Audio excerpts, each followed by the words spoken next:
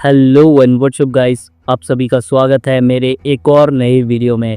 और आज मैं आप लोगों के लिए फिर से एक ट्रू क्राइम स्टोरी वीडियो लेकर आ चुका हूँ। दोस्तों, कभी कभी सच इतना डरावना होता है कि उसे सुनकर ही रूह कांप जाती है। आज जो कहानी मैं आपको सुनाने वाला हूँ वो सिर्फ एक घटना नहीं बल्कि एक ऐसा सच है जो रातों की नींद छीन लेगा। दोस्तों, हरियाणा का पानीपत मशीनों की गूंज से जिंदा रहने वाला एक इंडस्ट्रियल शहर, और यही सत्कारदार कॉलोनी में रहती थी एक लड़की। नाम था सिम्मी चौधरी, असली नाम शीतल चौधरी।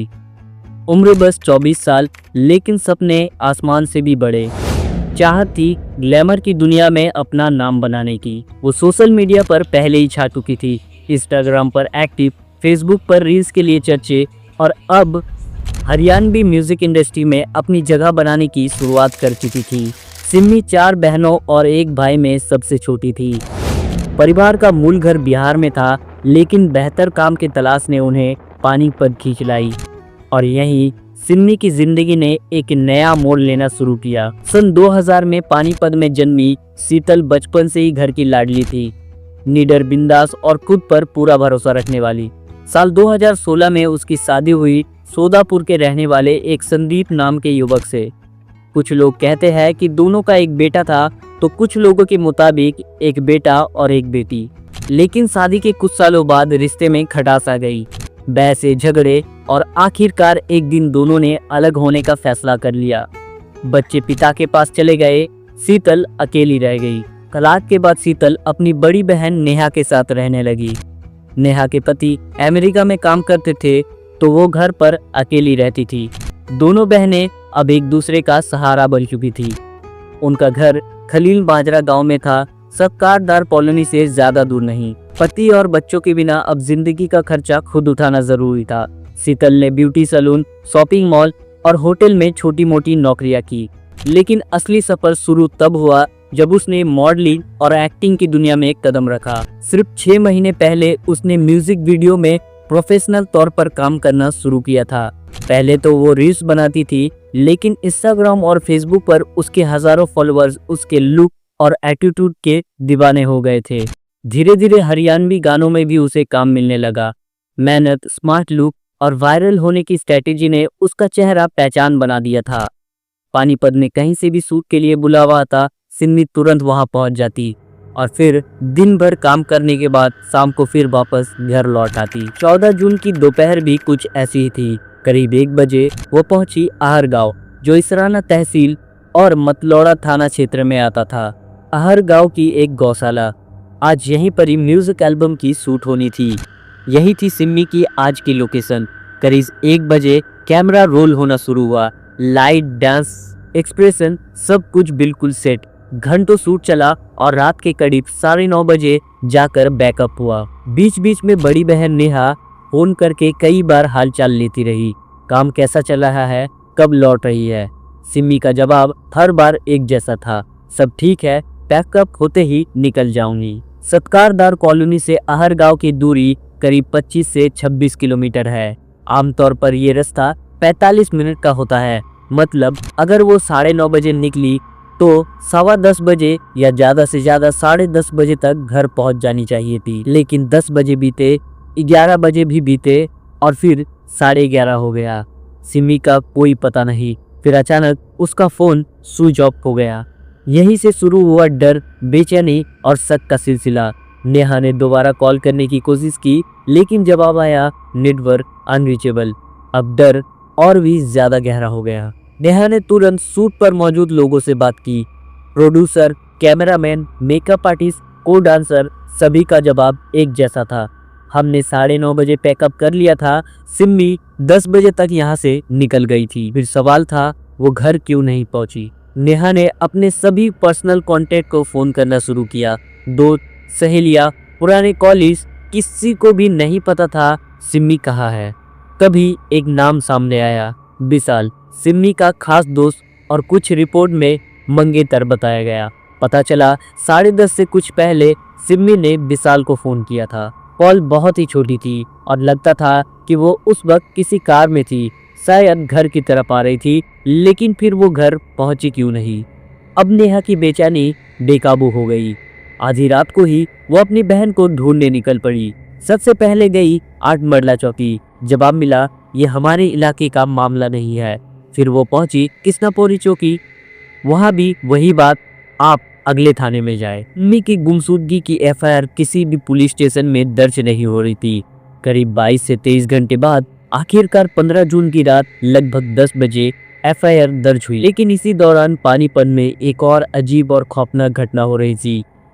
15 जून की भोर करीब 2 बजे रात शांतिनगर कॉलोनी और जटल रोड के बीच दिल्ली पैरेलल नहर के पास विराटनगर फेज 3 में उस रात करीब 2 बजे शांतिनगर कॉलोनी और जटल रोड के बीच दिल्ली पैरेलल नहर के पास एक राहगीर की नजर अचानक एक सफेद रंग की कार पर पड़ी। कार के पास ही पानी में तैरता हुआ एक शख्स किनारे की ओर बढ़ रहा था। तभी कुछ लोगों ने उसे देखा और पानी से बाहर खींच लिया। वो पूरी तरह पानी से भीगा हुआ, ठंड से कांप रहा था और चोटिल भी था। उसने हंसते हुए कहा, मैं गाड़ी चला रहा था, रास्ता बहुत ही पतला था, कंट्रोल छूटा और गाड़ी सीधी नहर में गिर गई। खुशकिस्मती से तैरना आता था, वरना मेरा बचना मुश्किल था। लोगों ने उसे नजदीकी पार्क हॉस्पिटल में पहुंचा दिया। इसी बीच घटना की खबर पुलिस तक भी पहुंच गई। चौकी इलाका ओल्ड स्टेशन थाने से सिर्फ 2 किलोमीटर दूर था। पुलिस की टीम तुरंत वहां पहुंच गई। नहर से कार को निकालने के लिए गोताखोर और रेस्क्यू टीम बुलाई गई। कई मिनट के मशक्कत के बाद फाइनली कार को नहर से बाहर निकाला गया और यही कहानी ने एक नया मोड़ ले लिया। कार के अंदर सिर्फ ड्राइवर के निशान नहीं थे, ड्राइवर की सीट के पास शराब के 2 बोतल भी मिले, यानी शायद एक और शख्स उस कार में था। लेकिन सबसे चौंकाने वाली चीजें थी एक महिला की सैंडल, एक पर्स और कुछ कपड़े और एक मोबाइल फोन। तभी ड्राइवर का नाम सामने आया, सुनील। वो गंभीर रूप से घायल था और डॉक्टर ने साफ कह दिया, अभी बयान देने की हालत में नहीं है, एक दिन इंतजार करना होगा। अब तक पुलिस मान रही थी कि शायद सुनील नशे में था और गाड़ी फिसलने से हादसा हुआ, लेकिन सवाल बना रहा, दूसरा पैसेंजर कौन था और क्या ये सिर्फ एक हादसा था या इसके पीछे कुछ और कहानी छुपी थी। ओल्ड इंडस्ट्रियल थाना पुलिस ने कार को जब्त कर लिया, अंदर का सारा सामान सील कर दिया और मोबाइल फोन की डिटेल्स खंगालनी शुरू की। इसी दौरान तारीख बदल गई, 16 जून 2025 और इसी सुबह पानीपत से करीब 40 किलोमीटर दूर सोनीपत जिले के खरखोदा थाने क्षेत्र में एक और खबर फैल गई। हांडा गांव से होकर गुजरती है एनसीआर वाटर चैनल, वही नहर जिसका एक हिस्सा दिल्ली पैरेलल में है। सुबह करीब 10 बजे खांडा गांव के पास नहर किनारे एक झाड़ी में कुछ अजीब सा फंसा हुआ दिखा। एक राहगीर पास पहुंचा और देखते ही संग रह गया। झाड़ियों में एक महिला की लाश थी। उसने तुरंत पुलिस को बुलाया। पुलिस टीम ने मौके पर पहुंचकर सबको बाहर निकाला। पानी से भीगा हुआ, बिल्कुल निर्जीव। महिला का चेहरा पानी में रहने की वजह से सूज चुका था और कपड़े बेतरतीब थे। लेकिन पुलिस की नजर सबसे पहले गई उसके शरीर पर बने टैटू पर। एक टैटू में उड़ता हुआ पंछी था, दूसरे में डिजाइन और तीसरे में साफ लिखा था विशाल। सबको पहले सोनीपत जिला अस्पताल भेजा गया, लेकिन वहां फॉरेंसिक टीम मौजूद नहीं थी, इसीलिए उसे सीधा खानपुर मेडिकल कॉलेज रेफर कर दिया गया। उधर सोशल मीडिया पर 2 खबरें तेजी से फैल रही थी, सिम्मी की गुमशुदगी और पानीपत की नहर से मिली सफेद कार। सोनीपत पुलिस ने तुरंत पानीपत पुलिस से संपर्क किया और जानकारी साझा की। यहीं से ये खबर सिम्मी के परिवार तक पहुंची। जब नेहा और परिवार के बाकी लोग खानपुर मेडिकल कॉलेज पहुंचे तो लाश का चेहरा पानी में सूज जाने के बावजूद भी पहचानने लायक था। कपड़े, टैटू और चेहरे की शक्ल देखकर परिवार ने पुष्टि कर दी कि शीतल उर्फ सिम्मी चौधरी ही है। अब टाइमलाइन साफ होने लगी थी। 14 जून की रात सिम्मी लापता हुई, 15 जून की रात एफआईआर दर्ज हुई और 16 जून की सुबह उसका शव सोनीपत में नहर से बरामद हुई। 30 घंटे पानी में रहने के कारण शरीर की हालत बिगड़ चुकी थी, लेकिन असली झटका तब लगा जब डॉक्टरों ने पोस्टमार्टम की शुरुआती रिपोर्ट दी। गले और छाती के पास धारदार हथियार के गहरे निशान थे। अंगूठे के पास भी गहरी चोट लगी थी। इसका मतलब साफ था, ये कोई हादसा नहीं बल्कि सोची समझी हत्या थी। किसी ने सिम्मी पर वार किया और उसे नहर में फेंक दिया ताकि इसे हादसा दिखाया जा सके। अब जांच की रफ्तार तेज हो गई। सोनीपत और पानीपत के पुलिस ने नहर से मिले कार को इस मर्डर केस के साथ जोड़ दिया। शीतल और सिम्मी की call details, CCTV footage, social media account और पुराने कांटेक्ट की गहरा जांच शुरू हुई। 14 जून की रात जब सिम्मी आहर गांव के गौशाला से निकली, वहां के कैमरों ने सब कुछ रिकॉर्ड किया था। सीसीटीवी में साफ दिखा, रात के 10:05 में एक i20 कार आती है और सिम्मी उसमें एक आदमी के साथ बैठकर वहां से रवाना हो जाती है। पुलिस ने ये फुटेज नेहा को दिखाया। नेहा ने बिना किसी झिझक के पहचान लिया, ये सुनील है। सुनील वही शख्स था जिससे सिम्मी की मुलाकात मित्तल मॉल के एक सैलून में हुई थी। सुनील और सिम्मी की पहचान पहले दोस्ती से शुरू हुई, जो धीरे धीरे रिश्ते में बदल गई। दोनों ने एक साथ काम छोड़ा, कनाल में एक होटल और एक बार शुरू किया, लेकिन कारोबार चला नहीं। इसके बावजूद उनका संपर्क बना रहा। करीब 1 साल पहले सिम्मी की जिंदगी में विशाल नाम का एक नया शख्स आया। दोनों के बीच प्यार हुआ और सिम्मी ने तो यहाँ तक कर दिया कि अपने माँ के नाम वाले टैटू में विशाल का नाम भी जोड़ लिया। रिकॉर्ड और बहन नेहा के मुताबिक सिम्मी और विशाल शादी करने वाले थे। विशाल सिम्मी के म्यूजिक वीडियो प्रोजेक्ट में भी उसका पूरा साथ देता था। दोनों के बीच किसी भी तरह का मनमुटाव नहीं था, लेकिन पुलिस की जांच ने एक अलग कहानी की तरफ इशारा किया। सिम्मी की कॉल डिटेल से पता चला 14 जून की दोपहर शूट लोकेशन पर छोड़ने वाला शख्स सुनील था। काम खत्म होने पर रात को सिम्मी ने उसी को फोन किया और वो उसे लेने आया। यही सफेद i20 कार बाद में 15 जून को दिल्ली पैरेलल नहर से मिली, जिसका मालिक सुनील ही था। फिर 16 जून को जब पुलिस ने दबाव बढ़ाया तो पता चला कि सुनील पानीपत के एक प्राइवेट हॉस्पिटल में भर्ती है, लेकिन जांच से साफ था कि सुनील को कोई गंभीर चोट नहीं थी, वो सिर्फ बीमार होने का नाटक कर रहा था। CIA 1 की टीम ने उसे तुरंत उठाया और थाने ले आया। फिर पूछताछ शुरू हुई। जब पुलिस ने सवाल किया कि उस रात कार में कौन था, तो सुनील टाल मटोल करने लगा। खुद को बेगुनाह बताते हुए बार बार माफी मांगता रहा, लेकिन सबूत उसके खिलाफ थे। पहला CCTV फुटेज जिसमें वो सिम्मी के साथ कार में दिख रहा था। दूसरा कॉल डिटेल, आखिरी कॉल सिम्मी ने उसे ही की थी। तीसरा मोबाइल लोकेशन, दोनों एक ही जगह पर ट्रैक हुए। चौथा आई विटनेस, शूट लोकेशन के 4 क्रू मेंबर्स ने उसे देखा था। पांचवा कार नंबर और फॉरेंसिक, कार में कोई भी तकनीकी खराबी नहीं थी। सुनील ने दावा किया कि उसकी कार अनकंट्रोल होकर नहर में गिर गई थी, लेकिन मौके की जांच ने उसकी बात झूठी साबित कर दी। गाड़ी कच्चे रास्ते पर खड़ी मिली, ना कि सीधे पानी में। अगर वो तेज रफ्तार में होता तो सीधे पानी में गिरता और आवाज होती, लेकिन किसी ने कुछ नहीं सुना। जांच से पता चला कि कार को धीरे धीरे ढलान से नीचे ले जाया गया था। टायर के निशान भी यही कहानी कह रहे थे।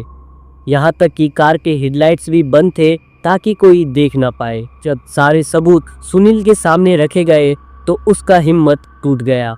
धीरे धीरे उसने सब बताना शुरू किया। उसने कबूल किया कि लगभग 4 साल पहले जब पानीपत के मित्तल मॉल में काम करता था, तभी उसकी मुलाकात सिम्मी से हुई थी। तब वो सिम्मी अपने पति और बच्चों से अलग रहती थी। सिम्मी उस वक्त अकेली थी और सुनील ने उस खालीपन को भरना शुरू कर दिया। वो उसका सहारा बन गया, एक ऐसा इंसान जिस पर सिम्मी भरोसा करने लगी। धीरे धीरे उनका रिश्ता गहरा होता गया। सिम्मी ने अपने पति से मिले कुछ जमीन बेचकर पैसे जुटाए और वो सुनील को सौंप दिया। दोनों ने मिलकर कनाल में एक होटल भी शुरू किया।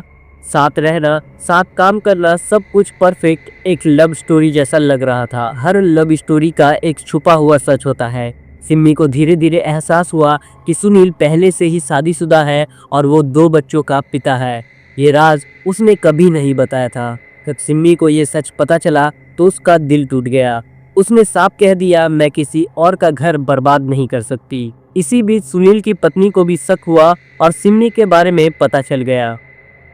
घर में झगड़े बढ़ने लगे, तनाव बनने लगे और धीरे धीरे सुनील की भी दुनिया बिखरने लगी। सिम्मी ने खुद को अलग कर लिया। होटल बंद हो गया, रिश्ता खत्म हो गया, लेकिन सुनील का जुनून नहीं खत्म हुआ। अब सिम्मी की जिंदगी में विशाल था।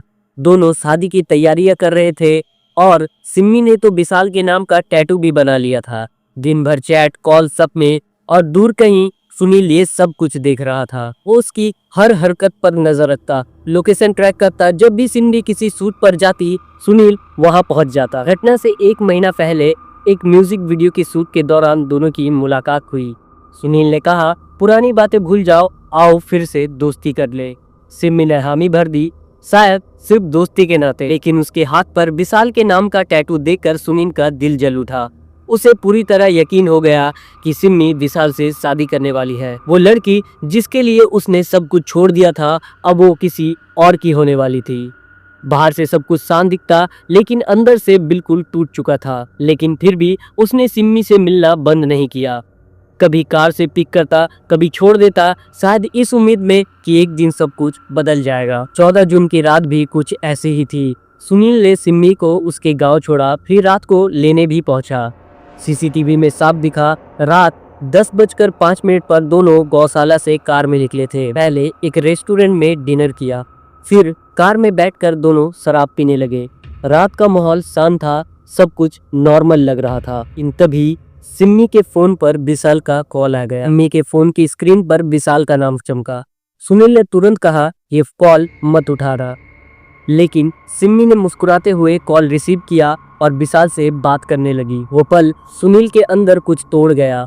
उसके दिमाग में सिर्फ एक ही बात चल रहा था, अब नहीं, अब और नहीं सह सकता। फिर से सिमी से शादी की बात छेड़ी, लेकिन इस बार भी सिमी का जवाब वही था, एक सख्त इनकार। बहस बढ़ी, आवाज तेज हुई और अचानक सुनील ने डैशबोर्ड से वही चाकू निकाल लिया जिसे उसने पहले ही वहां छुपा कर रखा था। पुलिस रिपोर्ट के मुताबिक ये कोई अचानक का फैसला नहीं था, उसने पहले ही प्लान बना रखा था।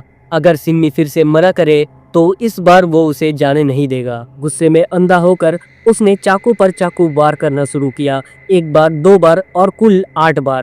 कार के अंदर सिमी की चीखें गूंज रही थी, लेकिन बाहर सुनने के लिए कोई नहीं था। कुछ ही पल में सिमी बेहोश हो गई। करने के बाद सुनील के हाथ कांपने लगे। एक पल के लिए उसने सोचा हॉस्पिटल ले जाओ, शायद बच जाए, लेकिन उसके अंदर डर हावी हो गया। अगर वो बच गई तो सब कुछ सच बता देगी और फिर सीधा जेल। डर, गुस्सा और पछतावा में डूबा वो कई घंटों तक सड़कों पर कार लेकर घूमता रहा। आखिरकार वो एक नहर किनारे पहुंचा। उसके दिमाग में एक ही प्लान था, कार को पानी में गिरा दूं ताकि सबको लगे कि ये एक एक्सीडेंट है।